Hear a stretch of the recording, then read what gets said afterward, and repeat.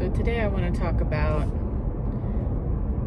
why you should, if you really are passionate about jewelry and you love silver jewelry, you love turquoise jewelry, that kind of thing, why you would want to buy handmade as opposed to mass-produced or imported or manufactured jewelry. So a lot of the pieces that I make are a fairly simple design, like just a stone and a band and not a whole lot happening. Not all of them, but some. And because there's not a lot to those designs, that's why I make those, because I can sell them for a little bit less because they're less complicated to make and they're more likely to sell. So it's just a good business decision to make some like that, but also it's people like the simple look as well. So anyway, those rings, a lot of the times, for a lot of people, they will see a ring like that and they will think, or if they're not familiar with handmade, they might be actually a little bit shocked at first when they see the price, because it looks very much the same as a ring that you might see like at Billy Barker Days, where there's a booth that like imports jewelry. It's silver jewelry. It might even have turquoise in it, but it's like mass produced, mass manufactured, and those rings, of course, are a lot less money. So, why, if they look very similar, why would you want to buy like the handmade one as opposed to the manufactured one? And there's all those reasons, like support local and all that blah blah. I'm actually going to talk about the ring itself. Okay, so if you've ever heard the term, they don't make them like they used to, this is what I'm going to explain right now. So a lot of businesses, especially crafted things, like when a business first starts, usually it'll start because somebody is really passionate about making a good product, and they will start making that product, and they're making it with the purpose of making the best version of that product that they can. And if that business is successful, it's usually because they've managed to take that product and build a good audience for it, and there's word of mouth about it, and people are familiar with it, and they just know it, and they know that it's good. It has a reputation because of the quality of the product. Then when that business grows, the one person or a couple people that were making the thing isn't enough to make the thing anymore, because there's more demand and they just can't keep up. So they have to find a new way to make the thing, and usually that's a conversion to manufacturing or something like that. And usually the first steps of that is an attempt to replicate it like exactly just as good and everything, but more cheaply and more mass produced, because we one or two people can't do that. And once that's successful, the person, this isn't all businesses, I'm making a very generic story.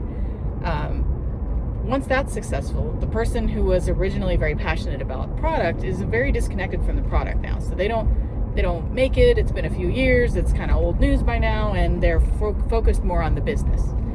And the next step in the business then is like, well, how do I take this mass-produced thing and make more money with it? And usually at that point, they start cutting costs.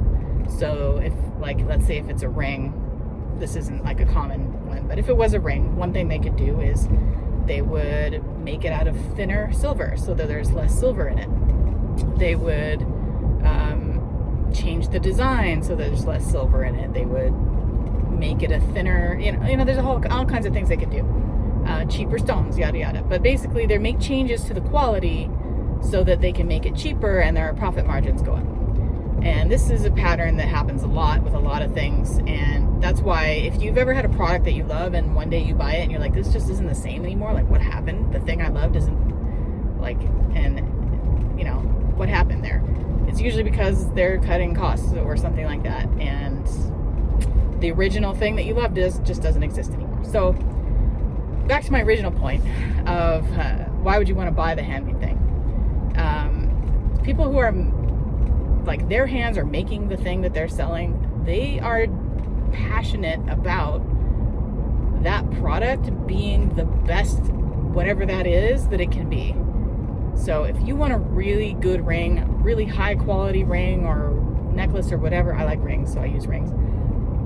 And then there is literally no better place to buy it than like someone who is very passionate about making that ring. They're making it the way, and this is true for me, but I know it's true for others as well.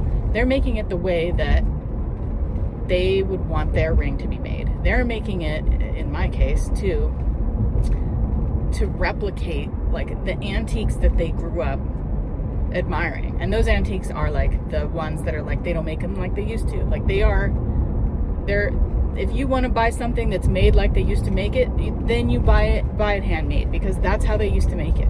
So if you want a really high quality item, whether it's jewelry or whatever else, that's why you should go and buy handmade, whether it's a wooden piece or a leather piece or anything like that.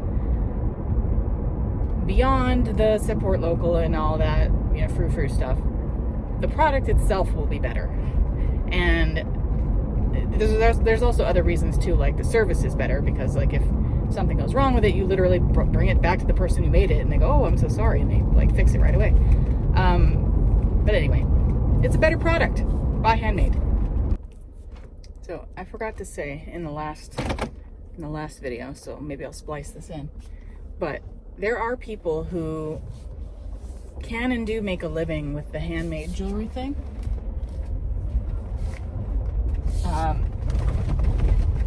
Like a good living. Like I do it as a hobby, so I'm not talking about me, but people who don't go the like expand the business route I described, where you like convert to manufacturing and then you cut costs and all that. People who don't do that,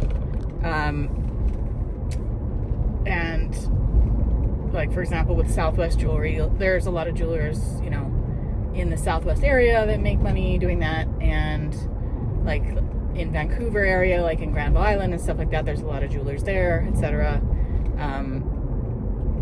But the difference is they do have an audience and all that, of course, but their prices are a lot higher, probably triple or more what my prices are, for example,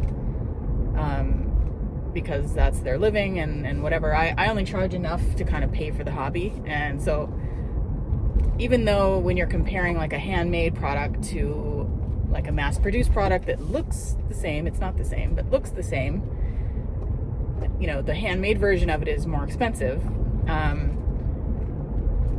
But if you are buying directly from the maker, chances are they're not actually charging what it's worth.